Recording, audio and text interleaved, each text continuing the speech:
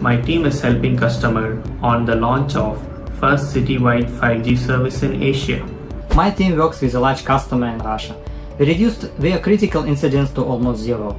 We also helped them become more competitive by providing smarter and more reliable data services. At the edge of a crisis, my team helped an Italian customer expand to a completely new line of business. My team helped Alticius, a cable company, deliver a new mobile business in barely a year.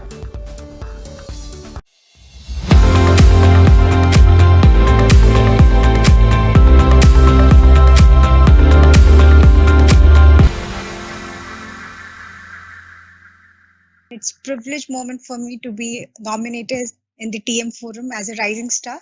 It means a lot to me, and my journey here so far has been a very enriching one. I was born in Jharkhand, and I belong to Daltonganj, which is located in the outskirts of capital city of Jharkhand. And I started my career as an assistant professor in engineering college. Because of some financial conditions, I couldn't take up a corporate job then, so that I could support my further academics and my day-to-day expenses. I was working as a teaching assistant there, and then after 3 years, I completed my graduate aptitude test in engineering, which is one of the highest exams that is held in India for getting enrolled into master's degree course.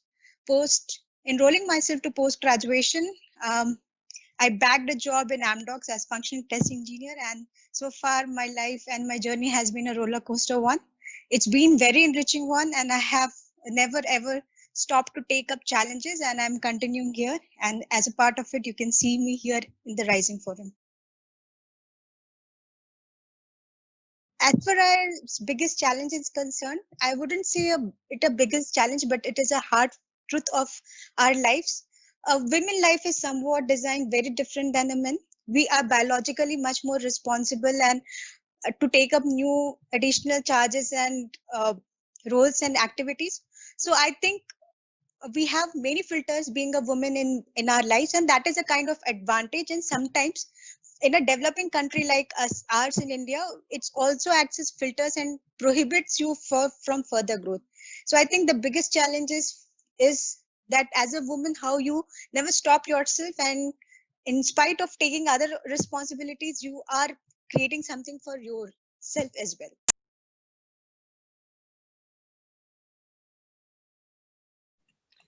Hello and welcome. Thank you for joining, everybody. My name is Vicky Slight and I'm the Director for Human Factor and Diversity and Inclusion here at TM Forum. I just want to say a big thank you to our rising star that you just saw on the screen there, Gitika Sinha from Amdocs. Rising Star is a newly launched Diversity and Inclusion Council programme, which is showcasing our future diverse leaders, as well as also the importance of mentoring. So thank you to Gitika there and Amdocs, and hopefully you've seen some of the other ones throughout the DTW 2020 series. So I'm extremely excited today to be hosting our Diversity and Inclusion Masterclass. Before we get started, firstly, just a few logistics. Our masterclasses are for you. They're a deep dive session with topic-specific key learnings and takeaways. We do count on our members like you to not only set the priorities for our work, but also to contribute to the collaborative projects that build the thought leadership, the maturity models, the best practices and the standards that shape the future for digital business in any industry. And in this case today, certainly so for inclusion and equality. Links on how to get involved will be provided in the chat box, so do please keep your eye on that. This is completely presentation free, so no PowerPoint. And it's important to note that this is an interactive session, so please do feel free to introduce yourselves, let us know where you're dialing in from, and of course ask as many questions as you like. We want you to get involved, and I'll be posing all of your questions to our expert panelists. We'll also be running polls during the session, so please do watch out for these. And for those of you that are tweeters out there, please use hashtag TMFdigital on Twitter. We'll be posting some links to the sessions we've already run and also some of the tools and reports that we've published.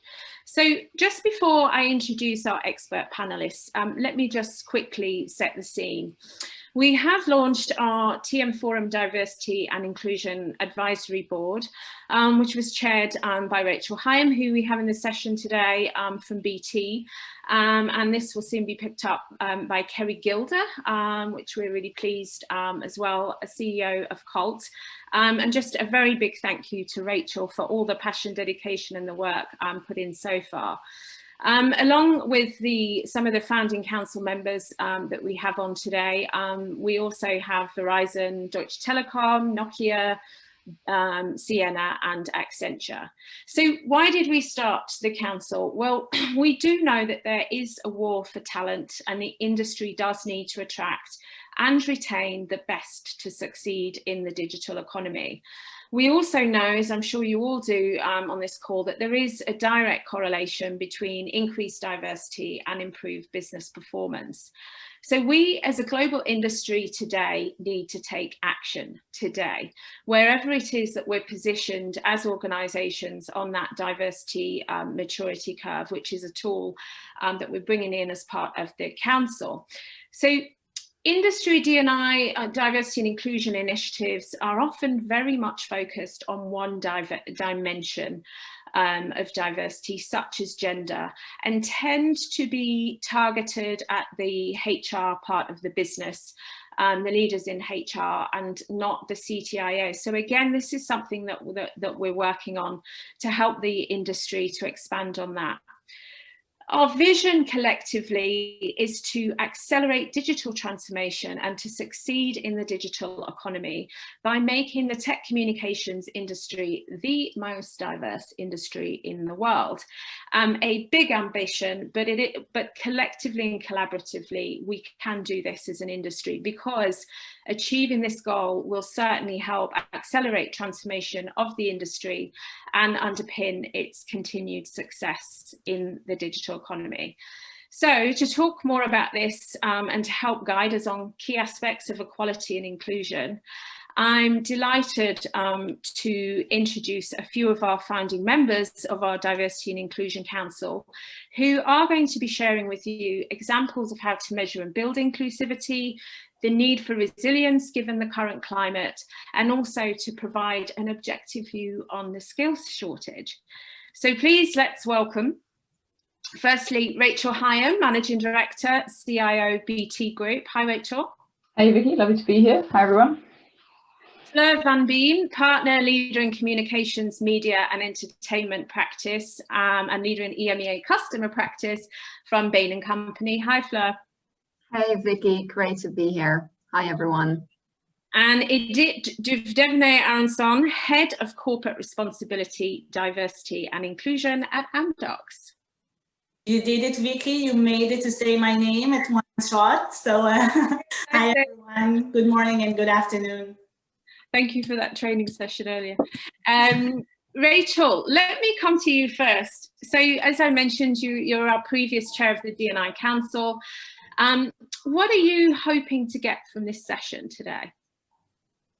Thanks, Vicky. I'd love this conversation to engage the audience, increase their understanding of some possible actions they can take towards improving diversity and inclusion, and actually inspire everyone to take some meaningful action as an industry, not just as their individual organizations. How can they really power up and to get benefit from their relationships with their partners and their clients to have an even bigger impact around this really important topic?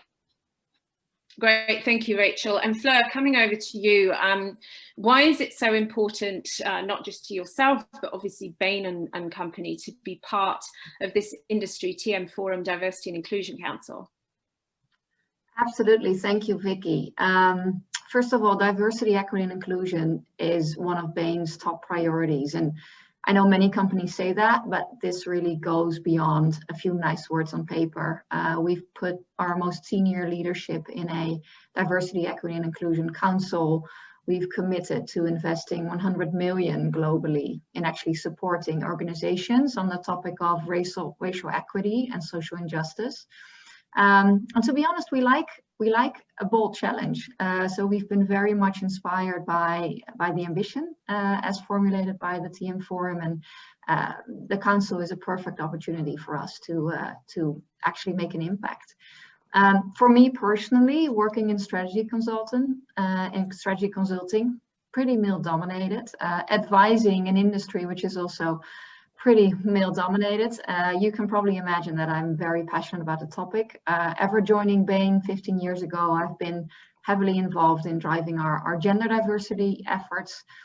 So I'm super excited to leverage my experience and expertise towards a bigger scale. And it's certainly great to have yourself and Bain & Company on board with this as well, and particularly bringing in that expertise. And Edith, over to you. As again, another founding member of the D&I Council, I mentioned earlier that some of the organisations around the world focus on one dimension of diversity, whereas we're focusing on intersectionality. So explain to us, what does diversity mean to you, and what dimensions of that? So, for us, diversity, inclusion, and belonging, equity, it's becoming longer and longer, even the name of the domain. It's not a given. It's actually a journey, quite a challenging journey. We have a long way to go, but it's very rewarding. When we're looking at diversity, we're looking at the representation. Do we have good representation of the different populations that we have in the world? And for a global company like Amdocs, we operate in 85 countries in the world. So so we do have the basics of some diversities coming, as the foundation. And, when we're connecting to what Flor said, gender diversity as a technological company, we are suffering from the shortage of women in the pipeline. Unfortunately, last year in the US, numbers of graduates in software engineering went down. Not only they didn't stay at the same place, they went down.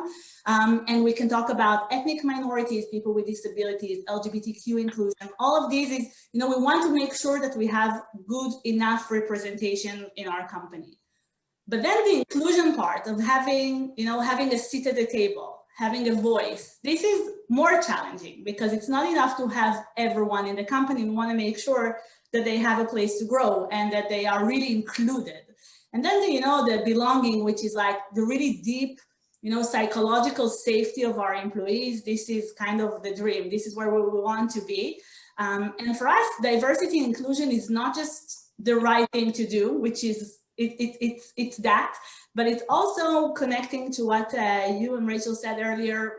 We understand that diverse teams outperform, and the more we put it as part of the way we do business, all of us in our industry, not just us at Amdocs, this will be the biggest change that we can make. And for us, we don't want to do it alone. And this is why we joined the council. We understand that it's a mission for all of us to work together in order to progress together. We've heard our colleagues talking about 100 years journey to close the gender gap. We can't do it by ourselves. So for us, joining the council and being founding members was a significant statement on our intentions of working together.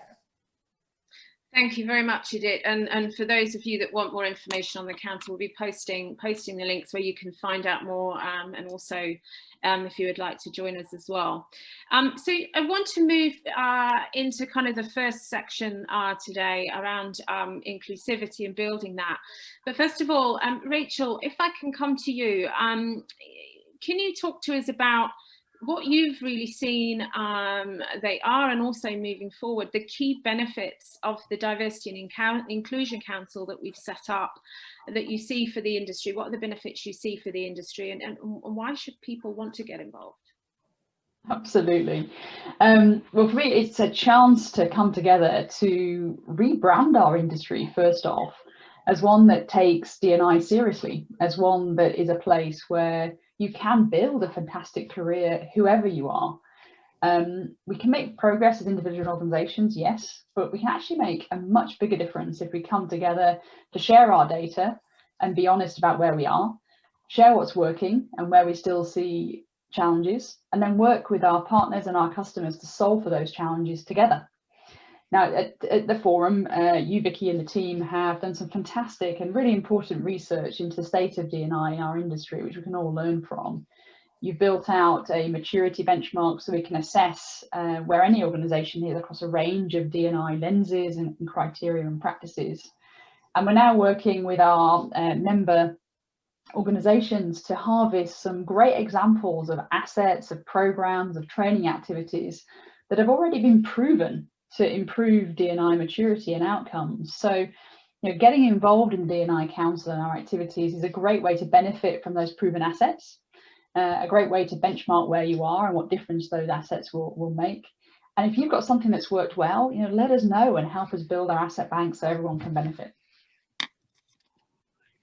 Great, thank you, Rachel. Really great summary there. And so, Edith, if I can just come to you, what would you say is the current state of diversity and inclusion in the tech communications industry right now? And I know you just referred to this when you first started talking, but is it improving? Has it improved? Has it slowed down? I guess it's an answer of yes and no and but, Yeah. I think that, when we're looking at did we make a progress in the awareness, in the call for action, in the need for action? The answer is absolutely yes. When looking in a perspective of even 10 years ago and 5 years ago, I don't think that there are many rooms in the tech industry that you enter and you need to explain why. Why do we need to change? Why do we need to work on enhancing our diversity and inclusion? So in that sense of awareness, I think we're definitely seeing progress, and the progress is growing. In terms of moving the needle, changing the numbers, this is where it's no and depends, or but, okay, depending where. And what are we measuring and how are we measuring? If we're looking at the different segments of the population, so have we gone really better on gender diversity and the women representation in managerial, in core technology, in customer-facing roles? This is where we still have a way to go, and it connects a lot to the pipeline, the shortage in the pipeline, but also, McKinsey drew the phrasing of the broken rung, like where are we losing women? But when we're looking at other populations of ethnic diversity, so African American representation, Hispanic, people with disabilities, LGBTQ. So I think that we are in different, as an industry, we are in different maturity levels when it comes to progressing. And I think that this point in time where, COVID came and disrupted us, and we'll talk about it later in the session, so I won't speak more now, but this is a point in time where we need to really accelerate our efforts in order not to go back and at least stay the same and continue our momentum.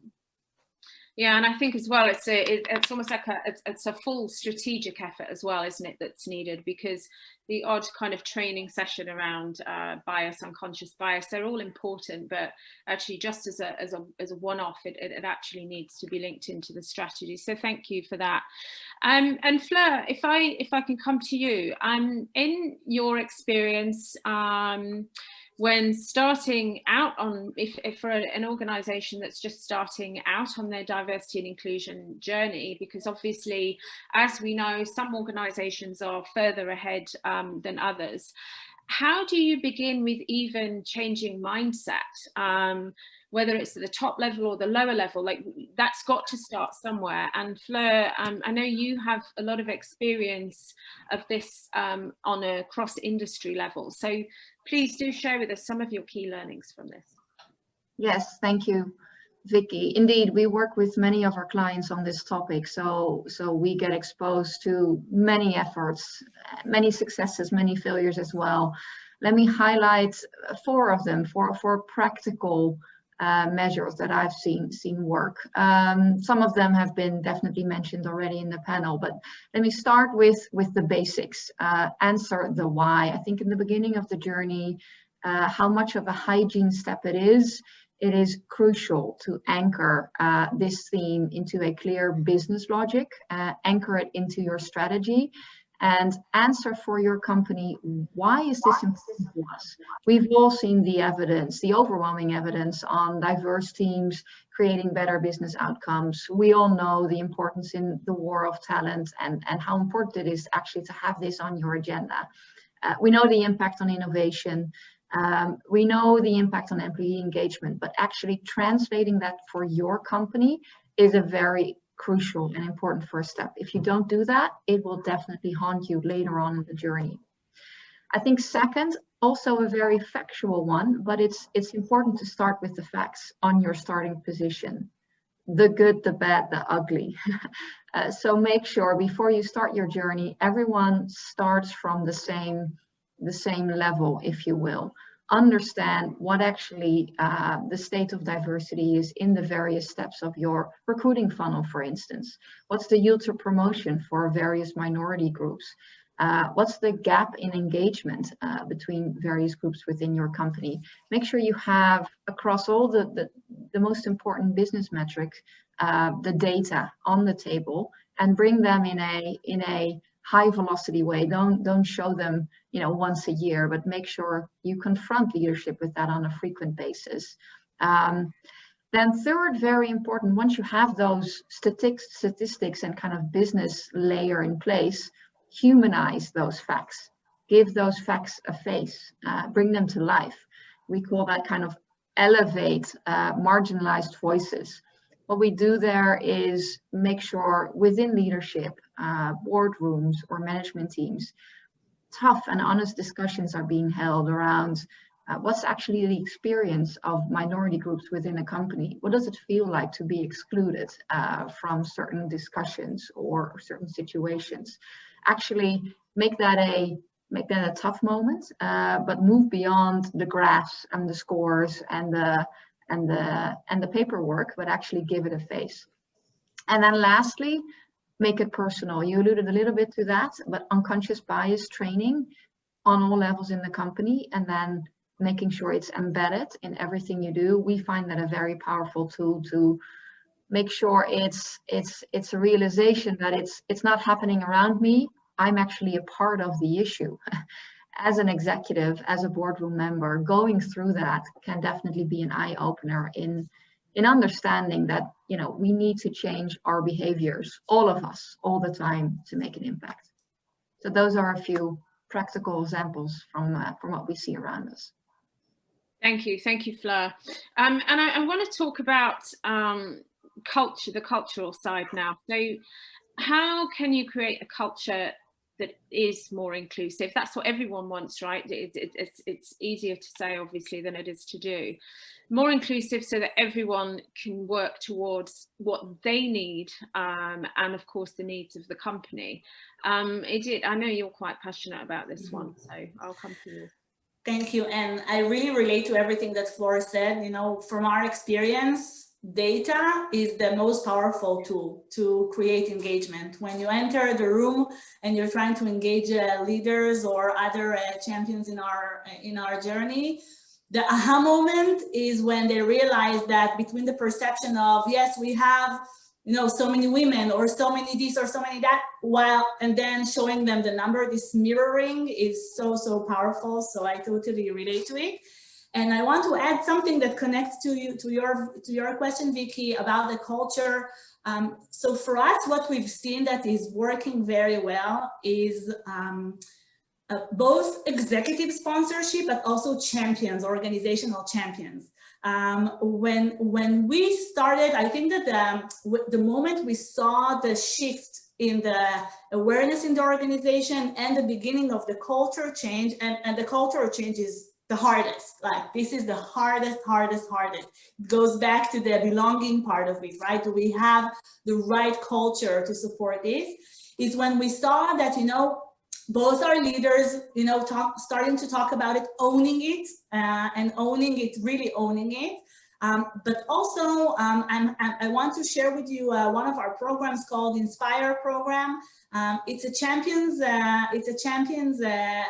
leadership champions program, men and women together, closing the gender gap. And for us, it was important to have men and women together from very much aligned with the he for she movement. It's not a feminist movement to close the gender gap. It's an interest of all of us here.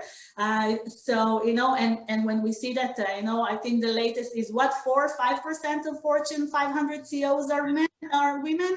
So we need the men on board with us. And this is part of the cultural change, the understanding that it belongs to everyone. So our Inspire program is a program where we identify champions from across the organization, from all business units, from all regions, from all types of roles. And we work together with them for over 3 years already. Pretty much the same group, by the way.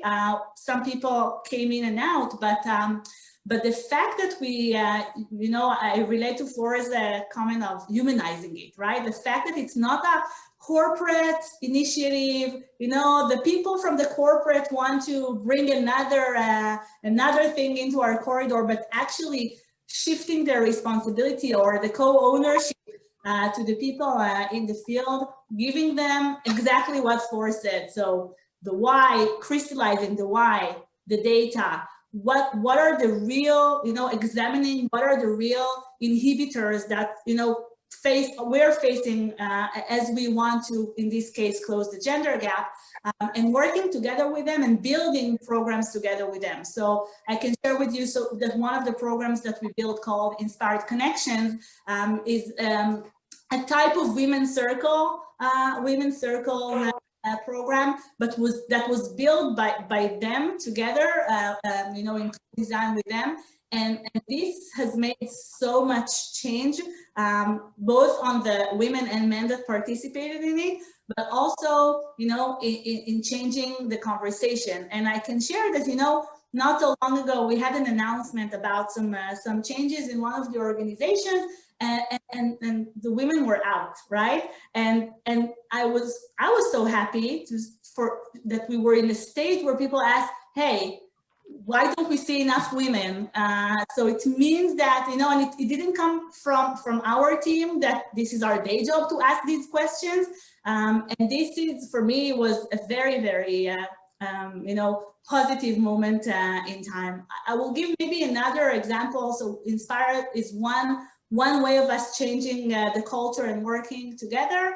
I think now in COVID, all the adjustments that we made in order to get everyone included in the virtual setting, and in the small things that really affect the culture, recommending our managers to have these conversations with our employees and ask, what do you need in order to make it happen? And it's not a business question. It's not a business performance question. It's really an inclusion question, and trying to, figure out how do we make it work? How do we make it work in a company that works 24/7 across the globe, serving our customers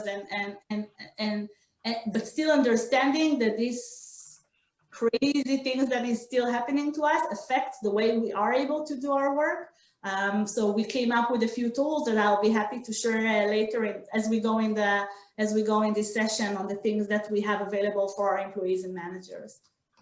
Yeah, and we'll be moving on to that shortly, and looking forward to you sharing more of that, Edith. Thank you. Rachel, I want to talk to you about the leaders. And all leaders. So how do you find that you've had to make sure that they're aligned on the impact they need to make with diversity and inclusion? Because as I mentioned up front at the beginning, it's of course not just the responsibility of HR, and that's one thing that we really need to look at. So I want to hear more from you on that. Absolutely, it's a topic I'm super passionate about, and it's such an important question. I believe D&I has to be in the top 3 priorities and in the performance objectives of every single people leader in your organization, and it shouldn't be owned by HR at all. Today, if you think about the role technology and telecoms is playing at the heart of every organizational strategy, then I really do believe that the CIO and their leadership team have to lean in on that agenda even further and even more than other executives across the organization. So how do we go about engaging our leaders? Well, I think it has to start with education. It has to start with education on the stark reality of where you are today, where you actually have gaps. Educate then on the uplift and performance that a truly diverse team with a safe, open, inclusive culture will have. Educate on some meaningful actions that you can take immediately.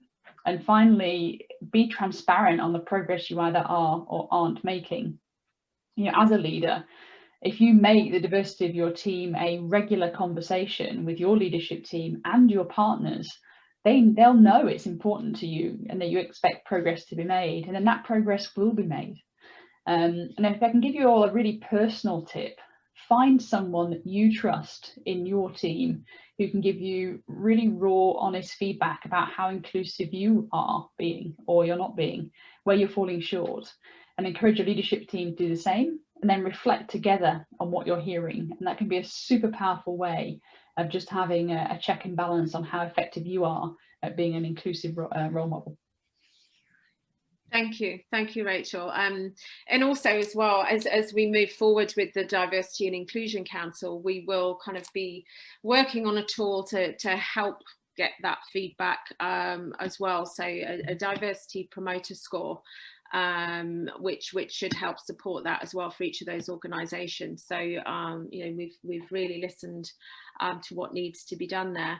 I just want to thank you everybody for completing the poll. I think all of our expert panelists will be interested in this because we've talked about this before. So the first question we've put out there is, does your organisation have dedicated budget and resource for diversity and inclusion? And I'm happy to say that the answer of yes, we do is coming in at 71% of respondents, and 29% have said no. How important is it for an organisation to dedicate both of those? You can only take meaningful action if you have both of those in place and that you've set a clear organisational ambition around D&I that's truly sponsored by the CEO. And meaningful action can only be taken if you put a serious amount of funding behind it. For example, BT spend around £400,000 a year just on our Tech Women programme that solves for gender equality in our organisation, and has 3 dedicated people running that programme. And because of that, we've been able to transform the impact 2,500 women have across our organisation. But it's only when you invest that kind of money and resources you get that kind of outcome. Yeah, and I think, you know, I've been asked questions before is, you know, how do we prove that we can, you know, that we can put that good budget to good use? And when you start talking about and showing that it does have impact on bottom line as well, then that's where a lot of CEOs will actually kind of put that budget forward. So you know, there is research out there on that as to how that works, but also, you know, we've got some great examples of that as well. And I think on the second poll, and Rachel, you just talked about this, is this D&I resource and budget from within the HR function, which is the traditional area of where it sits, or does it sit within the wider company strategy? And it's kind of, it's quite close there. So 57% have said it's within the wider company strategy, and the remainder 43%, yes, it is still sat within HR. So, you know, I think that what we're seeing is that, you know, sorry for saying, taking care of the representation, bringing the talent into the organization is pretty much considered along the years as an HR responsibility.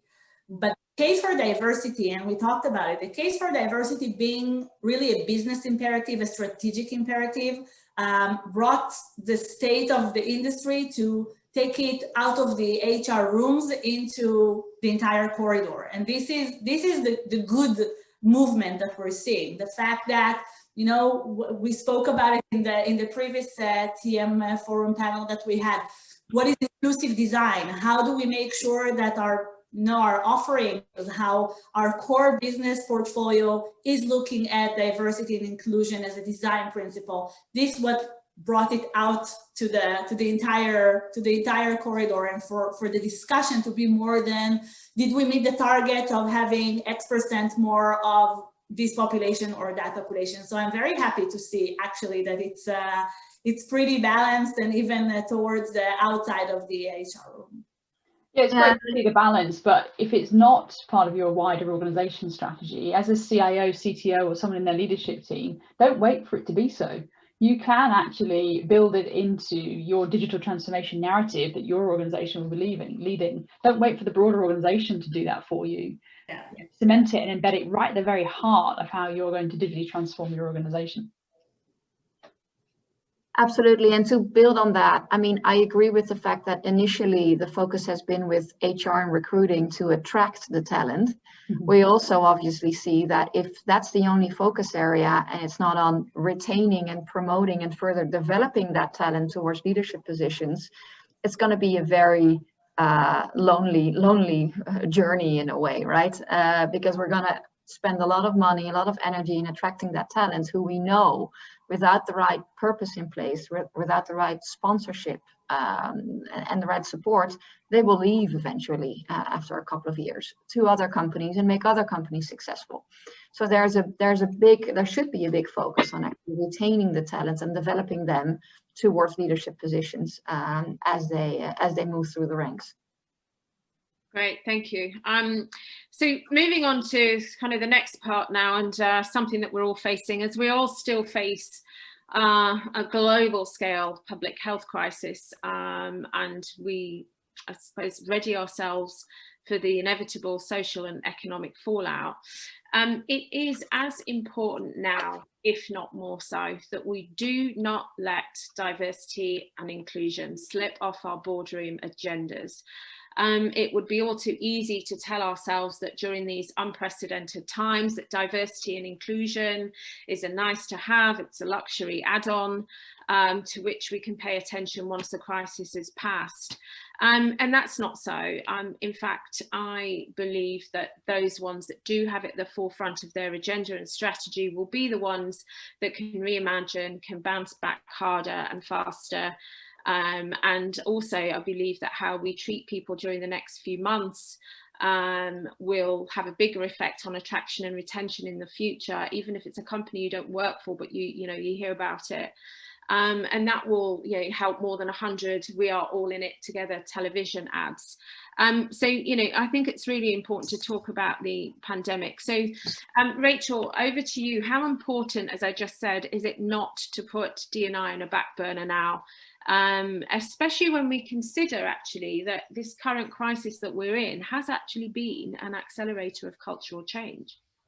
Yeah, a huge accelerator, and my goodness, it's more important than ever now for three key reasons. I think firstly, we are seeing enormous social change. The public at large, the world is telling us that our current D&I stance is just not good enough. I think secondly, we're seeing new inequalities appear through the pandemic. We're seeing those who don't have space and equipment at home for a safe, comfortable workspace. We're seeing those that struggle without the daily interactions of their colleagues.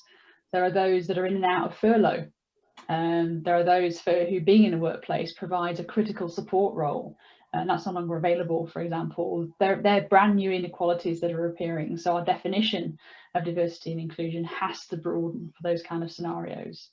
And thirdly, as you said, Vicky, those organizations that will come out of this pandemic in the strongest shape will be those who rapidly digitize the way they engage with their colleagues, their customers, and their partners. And if that digitization is not designed and delivered by teams who reflect who they're serving, those organizations won't be successful in appealing to that more socially active public. People are going to increasingly choose organizations to work for, to consume from, who are able to serve them on a personal basis. And those who will do that best are those with inclusive cultures and diverse teams. So it's absolutely time to double down on D&I.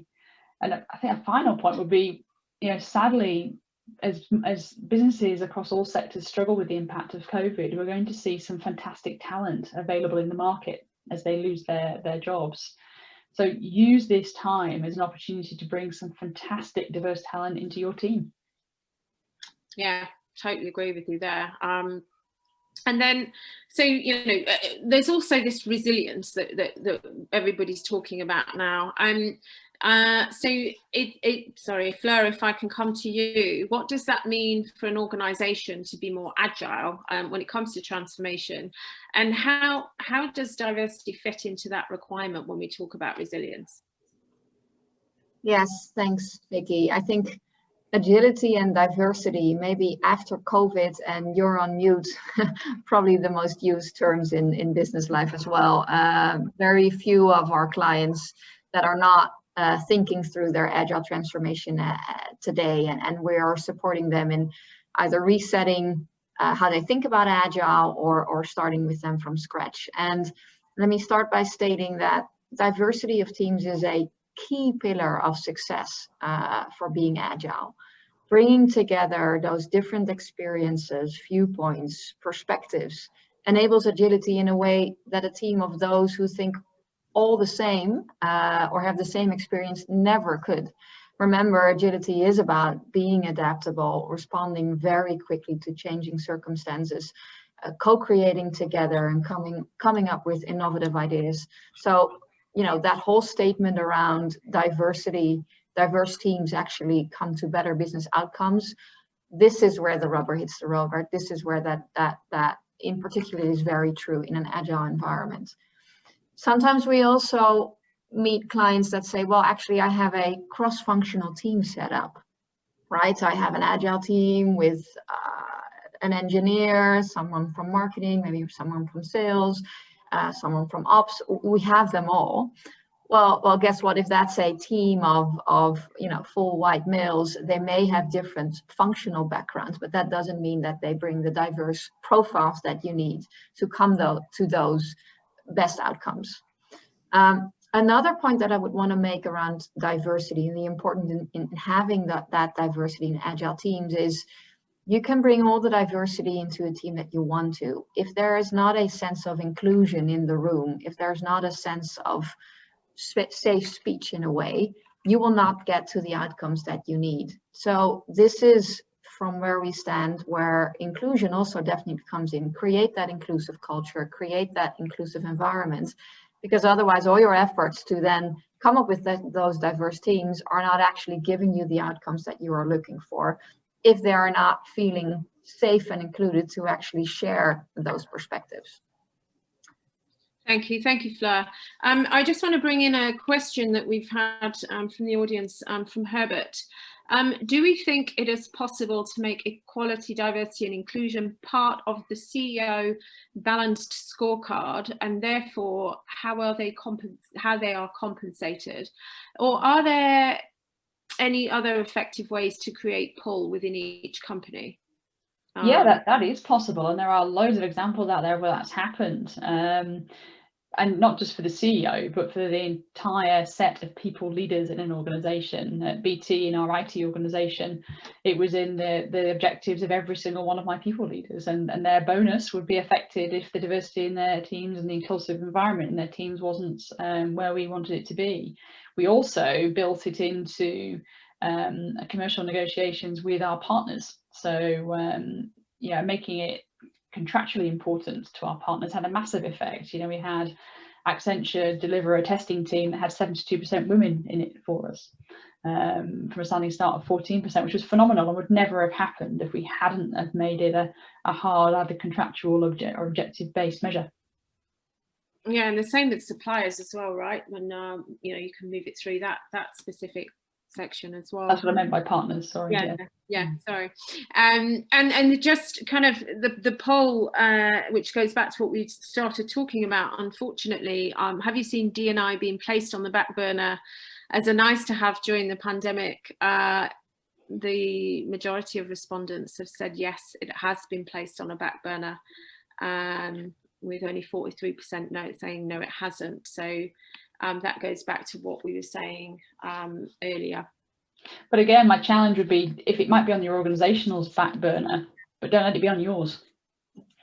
And also, the same way we had to reinvent the way we do everything, we also needed to reinvent or to recreate the momentum around diversity and inclusion. So back then in March, when everyone was shocked and like, how do we go from here in every aspect of the business? I can share from our from our team, we said, okay, the rules of the games have changed. We need to, first of all, breathe it for a minute, but then how do we bring it back? It's on us to bring it back, even if, you know, there are maybe other priorities now, survival priorities of how do we reinvent the business.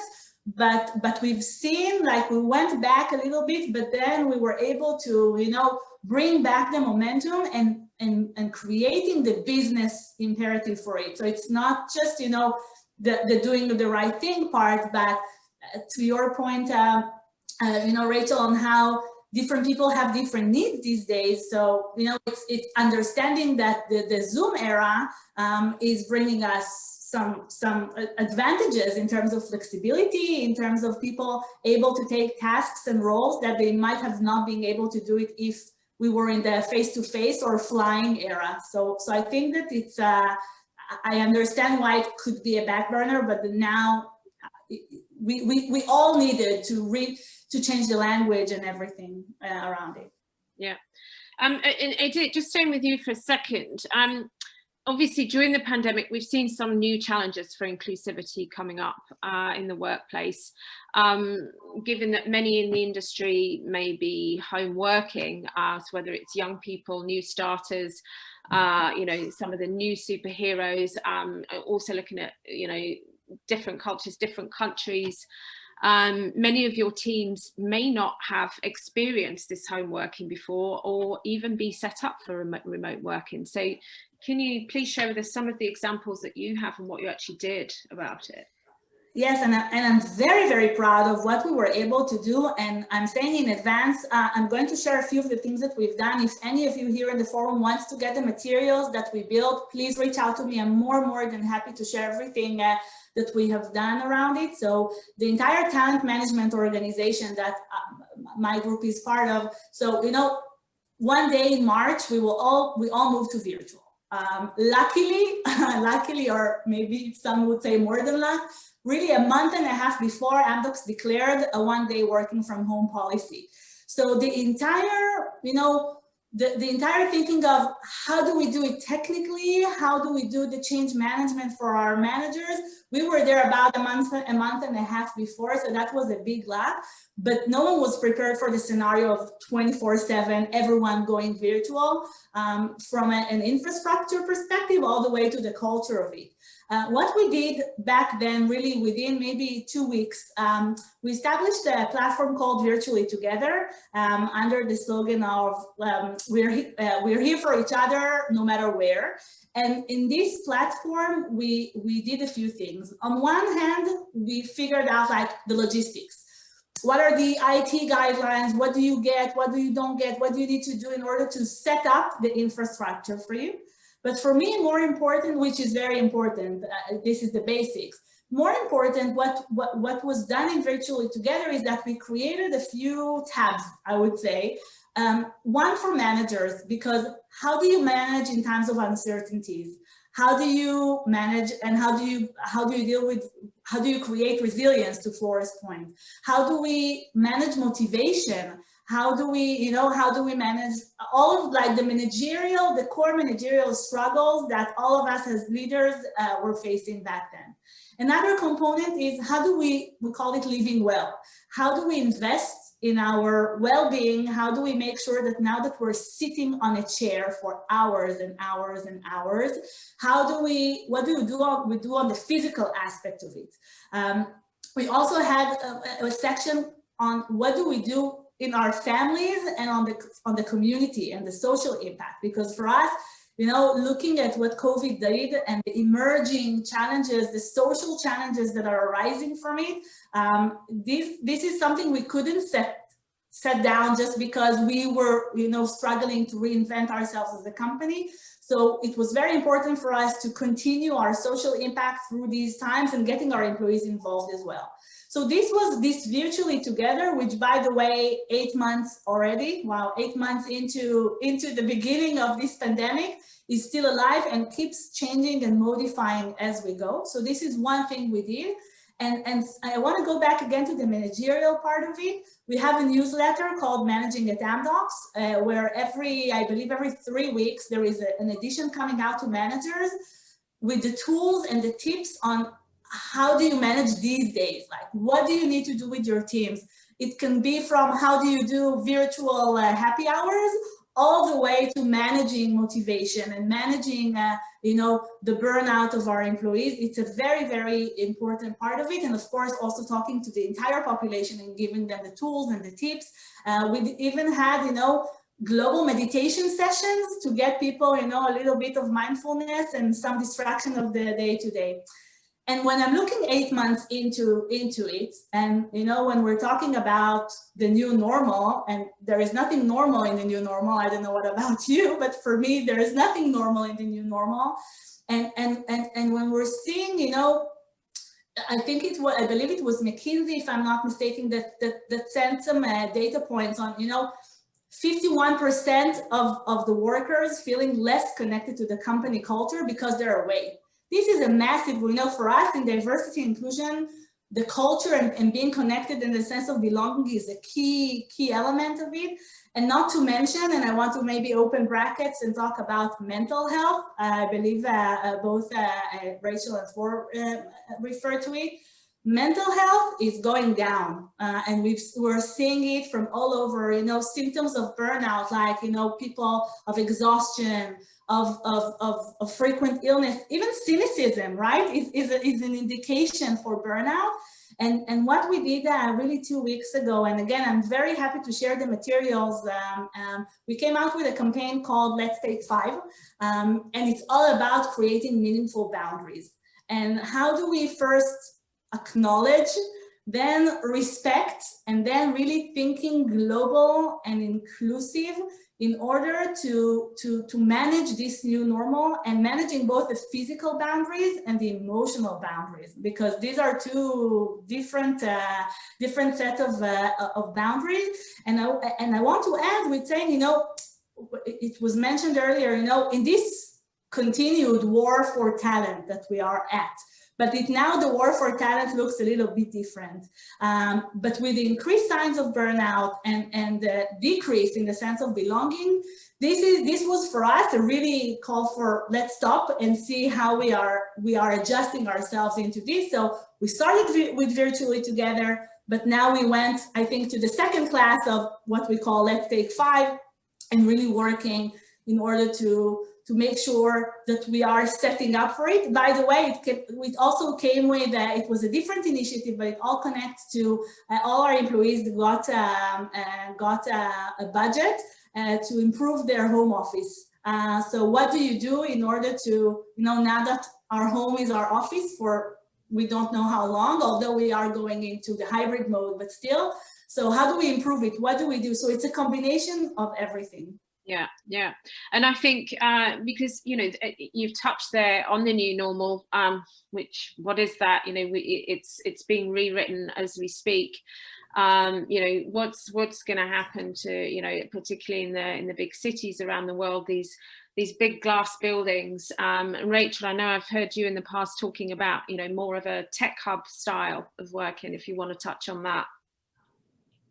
Yeah, absolutely. I think a lot of organisations, and BT included, are now thinking of a smaller number of offices in any particular country that are really campuses or hubs where people are encouraged to come together when it makes sense, when they are undertaking activities that being face to face would benefit.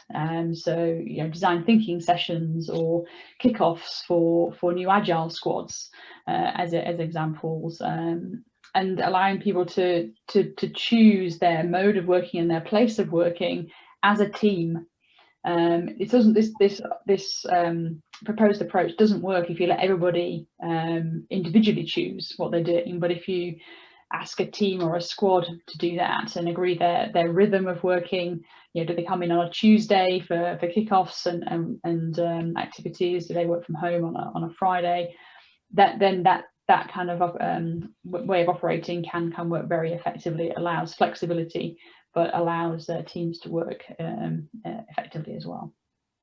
Yeah, no, definitely. And I think, you know, challenging times call for diverse actions, as we've all just been saying. So in this climate, and as we hopefully look to come out of it sooner rather than later, what should leaders be asking themselves now, you know, from an inclusive leadership perspective? What should the leaders themselves be asking? Well, a couple of thoughts from my side. I think, first of all, challenge the speed with which you have been progressing. If there's one learning from this whole pandemic, it's that if you want to, you can actually massively accelerate your digital transformation, right? There are many companies around us that have been catapulted immediately into a state that they had probably envisioned 5 years from now. So, you know, if it really is needed, it can be done much faster than you had planned for. So challenge yourself on, am I moving at the pace that I want to, and use a little bit, you know, the acceleration in for instance, digital, as a proof point that if you want to, you can speed up massively. I think, second of all, this is a bit of a practical point, but it builds a bit on Rachel's earlier point and also Edith's point around equip our leaders, equip our management teams with the right information, with the right practical tools to do the right thing. I don't think there are many around us that have bad intent, but there are many around us that just struggle to see, you want me to build this inclusive culture or be an inclusive leader, but then how, you know, tell me what that means. So being much more prescriptive in, you know, these are the inspiring behaviors or inclusive behaviors that we want you to show that are actually making an impact. These are all the routines that you need to change for you to build this inclusive culture, I think is very actionable and very impactful, as opposed to having a big hairy topic on a slide saying we need to be much more inclusive and this is the big ambition, and then a big layer of middle management below it that goes like, I don't know what I'm doing wrong today. So make that very actionable and very concrete. And there is a ton of research on, you know, which behaviors are actually leading to desired outcomes.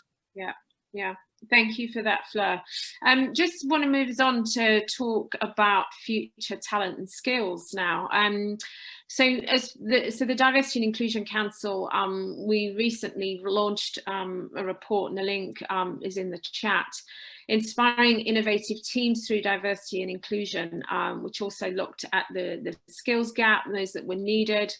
And in addition to conducting the survey, we also interviewed some of the respondents and executives from our member companies that are leading this effort.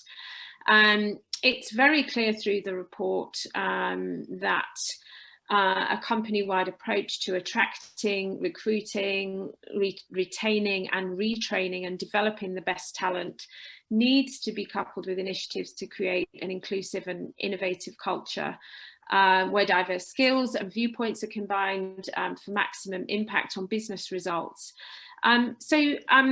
Rachel, coming back to you, because I know you've done quite a lot on this, how important is the reskilling and retraining? And what are some of the examples of the retraining initiatives that you've put in place? Yeah, I think it's super important because the skills we need to remain relevant and digitize our organizations simply don't exist in the open market at the scale we need. The only viable response we have is to grow our own talent through reskilling and retraining. And if you can be successful in doing that, then you also retain knowledge of your organization and the sort of network relationships within your company too. At BT in IT, we did a broad skills assessment right across our organization with a tool called Pluralsight. And as we did that, we found hidden pockets of skills and experience we simply didn't know we had. Our IT organization is about 14,500 strong, just under 3,500 of those being internal to us. And we found pockets of agile coaches, of design thinkers, of Angular developers, of DevOps expertise that we simply didn't know we had. And yet those were teams and capabilities we were trying to build and going to the market for.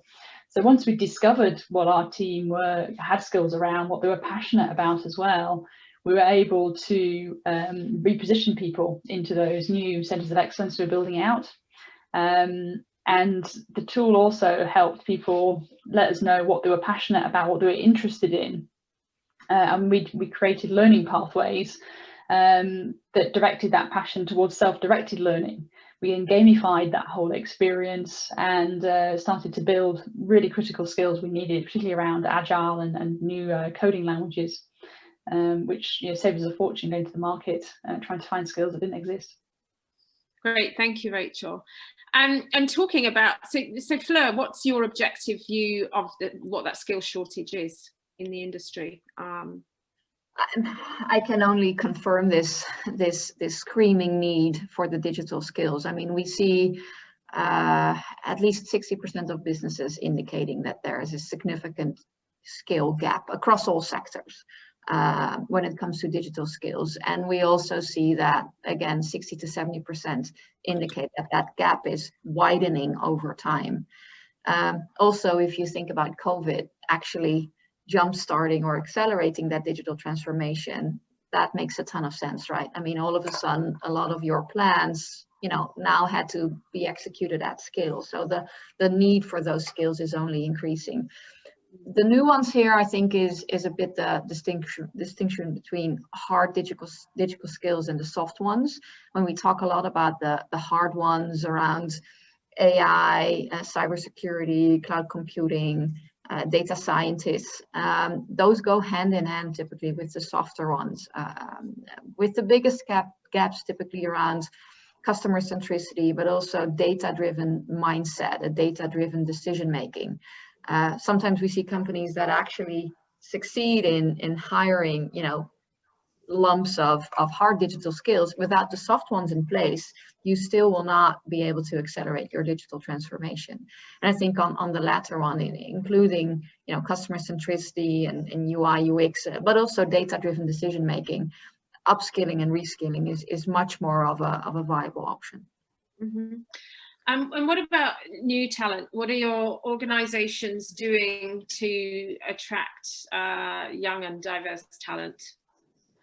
I would be happy to refer to it, but also to refer to the previous questions, because for us, we want to build the future workforce within our talent in replacing it, right? This is from so many reasons, and for us, we have a big responsibility as an organization to drive this, to instill this mindset and to create even the sense of urgency for our employees.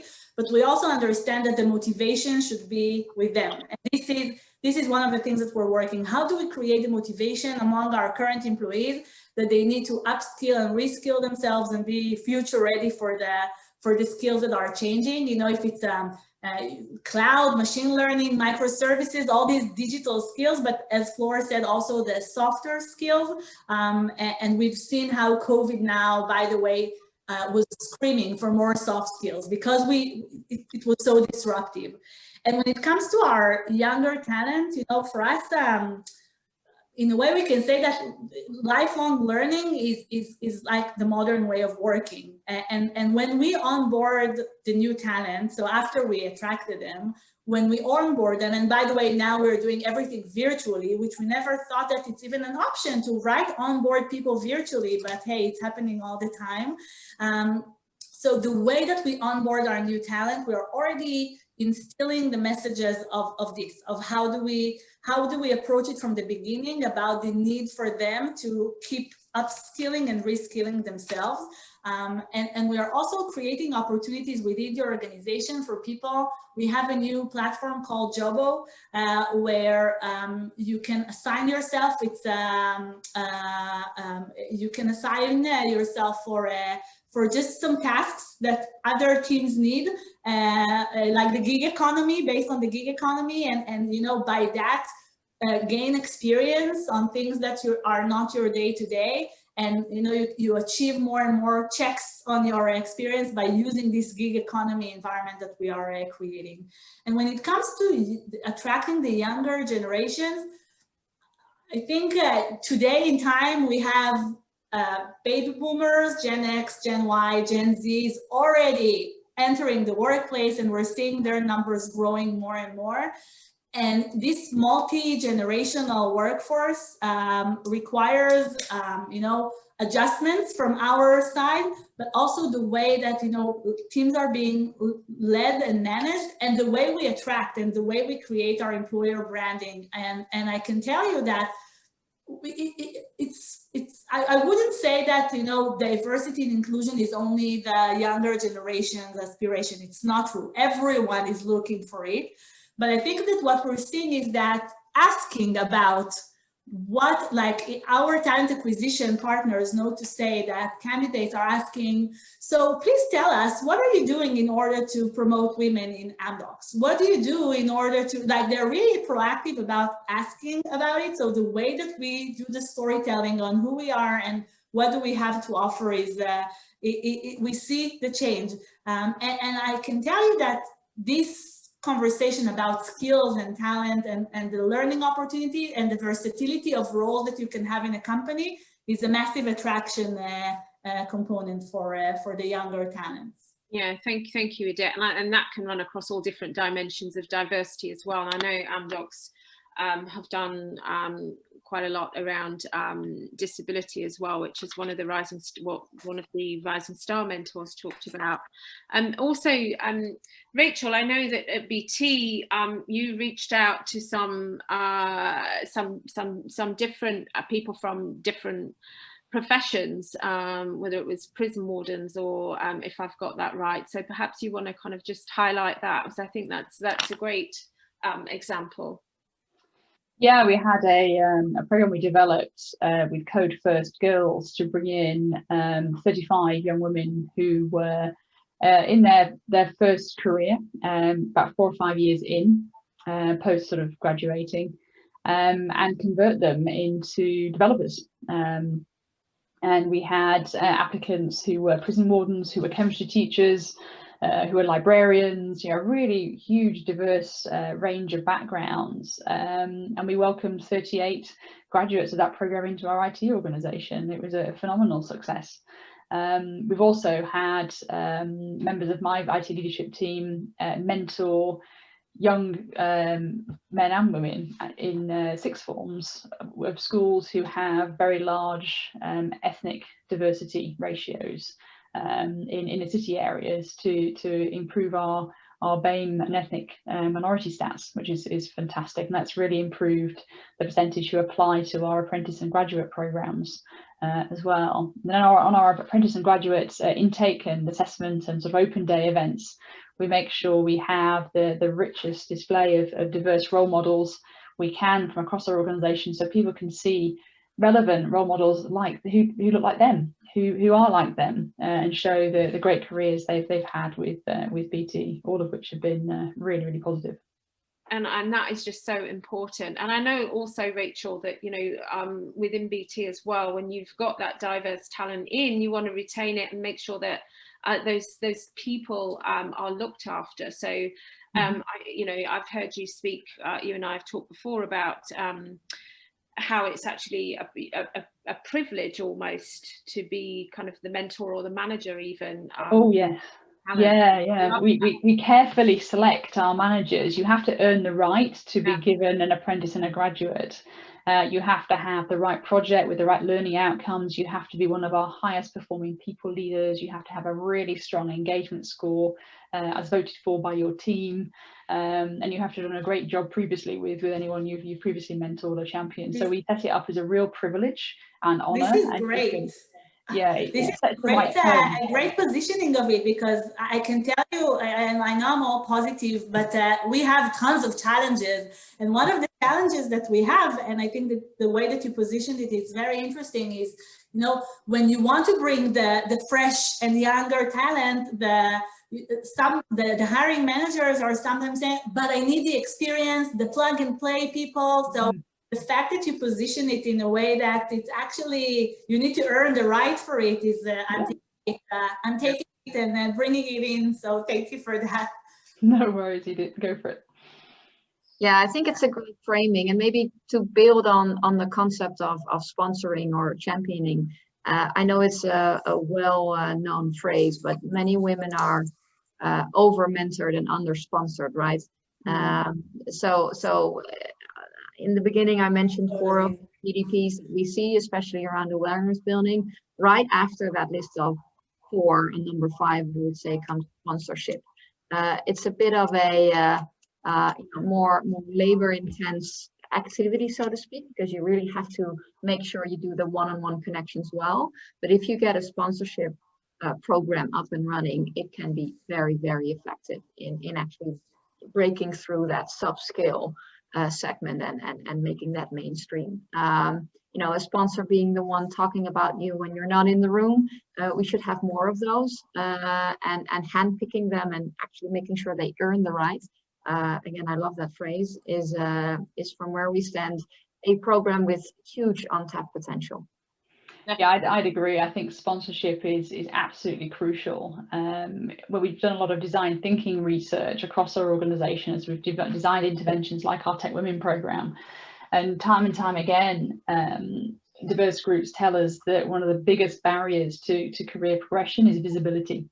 And a sponsor can help you solve for that. Making sure. And I think it also answers Vicky's question from earlier. What should we ask our leaders today?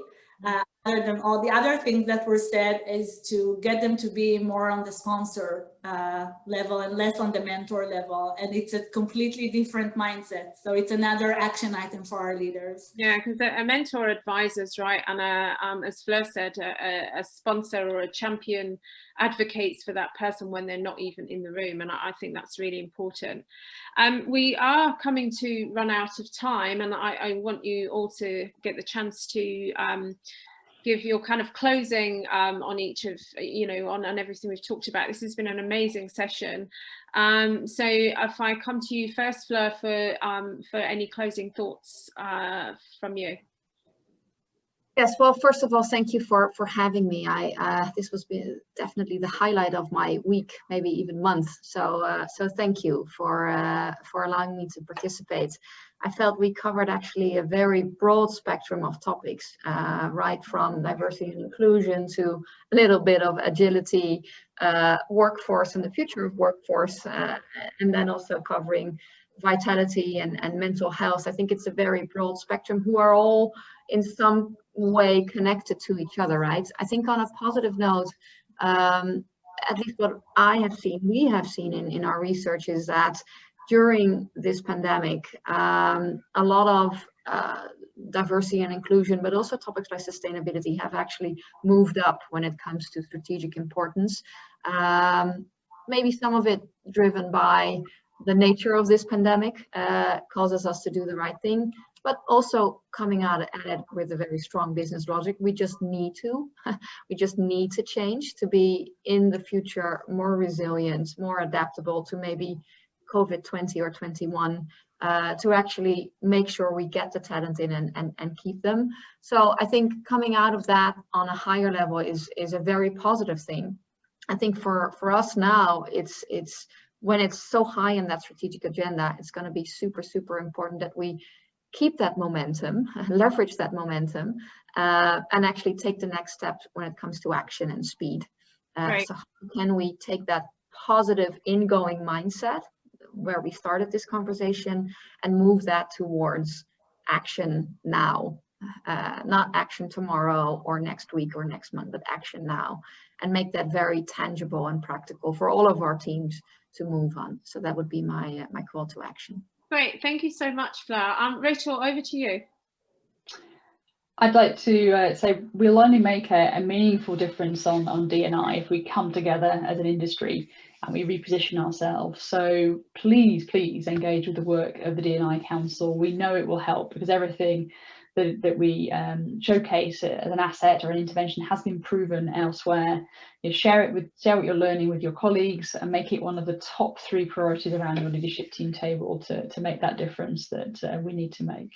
Thanks everyone for joining today. Thank you, Rachel, and that's definitely the case in terms of the council. We are there to help you as the industry.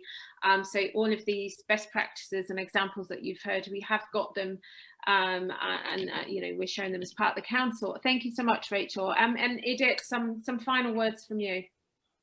So joining everyone, it was a great session for me and proves once again how interesting it is to come and talk together and bring the different perspectives, and the work of the council and any other coalitions and working together is extremely important.